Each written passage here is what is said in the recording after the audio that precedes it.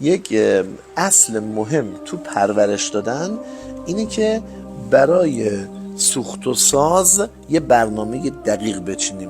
اگه نوجوانمون میخوایم هیجاناتش به یه تعادلی برسه، باید یه زمان ثابت مشخص و منظم برای فعالیت ها و بازی های فیزیکیش داشته باشیم، چون باعث میشه سوخت و سازش تعدیل پیدا کنه.